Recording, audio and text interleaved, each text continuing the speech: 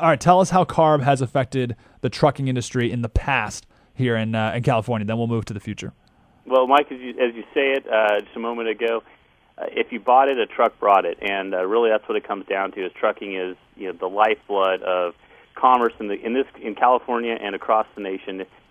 Things don't get to the stores unless a truck put it there or brought it there. The California Air Resources Board has been in place since the 60s, and particularly recently has been rather aggressive in their attack on all types of emissions, diesel emissions from trucks being one in particular, of course, that we're most interested in. And the issue here is, I think they're pretty cavalier with their attitude about economic analyses, and that's the problem. Is we all want clean air, we all want to be able to breathe, and our children to be healthy, and that's all things that we all desire. What we're talking about here is a lack of integrity in terms of economic analyses to find out what the actual impacts of these regulations are. I mean, we are all concerned about jobs, too. I mean, we all want to kind of take the double-digit employment rate in California and bring that down to a reasonable level, put millions of Californians back to work. And, oftentimes we find ourselves fighting against regulatory agencies, perhaps the most notable of which is CARB, the California Air Resources Board. Tell us about the trucking industry in California. Do you have any numbers about how many trucks pass through California, or how many people how many companies have to fit these regulations? Give us some numbers so we know the scope of who's affected here. Well, about 8% of jobs in California come from the trucking industry. So that's quite a few Californians that are directly related to trucking. And so what does that mean? Is that the people who work at those companies and who else? Yeah, those are drivers and people who work at the companies. These are all directly related to transportation. Moving the goods from point A to point B. It could be moving it from the port of San Diego out to Riverside County, or Oakland, to the Nevada border. They're all over the place. They're running up and down the state, the Central Valley, moving hay, ag commodities. They're doing construction work as well. So we touch all the industries across the state of California and across the country. And then there are some that just take it and haul it back east, or vice versa. We're a major export, access to the Pacific Rim. So many things are going to China, Asia, are coming through California ports. So we have a great number of people directly related to the transportation industry in California.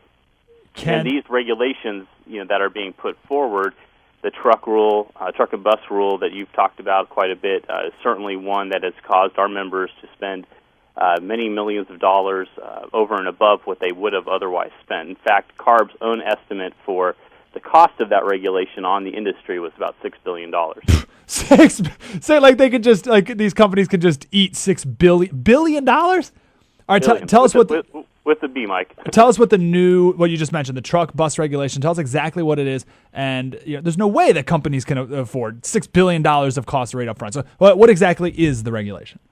Well, the regulation does a number of things, but essentially what it requires is over a period of time through 2017 that companies either replace their existing vehicles' engines, was what we're really talking about, or that they in the meantime they can retrofit some of them with filters and other technology that help clean up the emissions.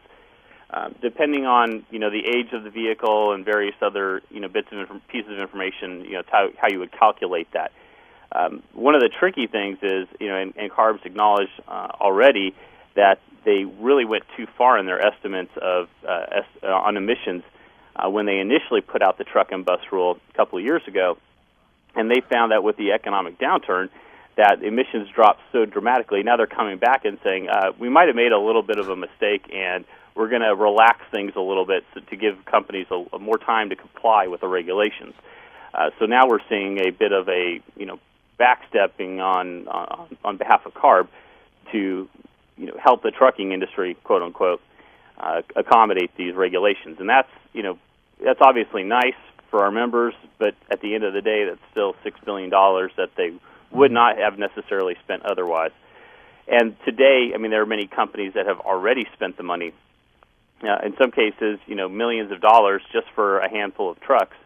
And that is money that they're now having to compete with other companies that didn't spend that money earlier on. Oh, interesting. So now there's, CARB's kind of gotten into the free market essentially and created some inequities that our members are on both sides of that particular tipping point. Oh, fascinating. What good distortion there, the free market, and just unintended consequences galore. And, of course, the broken windows, which we talk about on the show all the time. That's as you mentioned, that's $6 billion that they could have spent buying, doing whatever, expanding their fleet and by their terms, employing more people and growing on their own. But instead, they have no growth.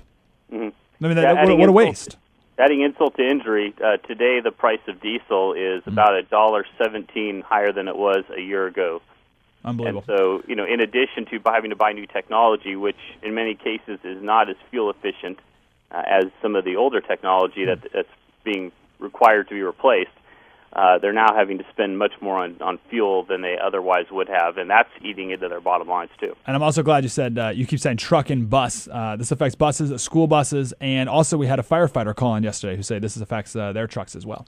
Any diesel engine is going to be affected by this rule. Tell us, we had a question yesterday from someone about Mexico. If trucks are centered in Mexico, a company in Mexico, and they're coming across the border, do they have to comply with these regulations? And also, let's say you're a trucking company in Texas and you're making a delivery here in San Diego. Do you have to comply with these regulations too? Yeah, you do have to comply with this regulation in particular.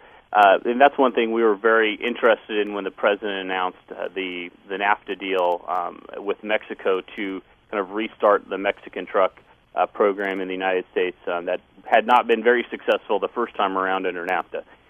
We were very concerned about that. The trucks that come into California, any U.S. carrier, be it from Texas or Ohio or New York or any other state, they're going to comply with this rule. Same stands with Mexican trucks. They're going to have to comply with this rule. Even if they just come across the border just to make a delivery and they go back over to Texas, they still have to comply with this? Yes, yeah, they do have to comply with it in California. Do you think it'll get to the point where if there's a trucking company in Texas who usually makes deliveries in California, they're just going to say, I'm not going to make any more deliveries in California because I can't afford to upgrade my fleet? Well, there are certainly advantages, in terms of other regulations and other things that don't necessarily apply in this case, and those are some advantages to other states have over the state of California. Of course, we have access right now to the Pacific Rim that most other states don't have, and our ports are a great advantage to being based or operating in California. And of course, you have the 8th largest economy in the world in our state alone. So that's a market that people aren't going to pass up on regardless. So there are advantages in some sense of being in other states, but of course California has a lot to offer too. Yeah, one of the real interesting threats to commerce in California is Panama. And it takes a little explanation, but the Panama Canal is a very a significant shipping avenue across the oceans to get from Asia to the East Coast and the Gulf of the United States. They're planning to spend tens of billions of dollars to widen that canal in order to accommodate some of the larger cargo ships. And ports in Los Angeles, ports in Houston and other parts of the country have been coming out to California to really prey upon California port business and trying to draw that out of the state of California to other states. So when we talk about rules like truck and bus, AB 32, and all of these programs that are hitting the trucking industry very hard, we got to think about the impacts that has on our long-term viability as a shipping destination for many of those Asian countries. Absolutely. Great stuff. Michael Shaw from the California Trucking Association. What's your website? People can learn more? www.caltrux, that's CALTRUX.org. Nice, wonderful. Michael, appreciate you very much. We'll talk again.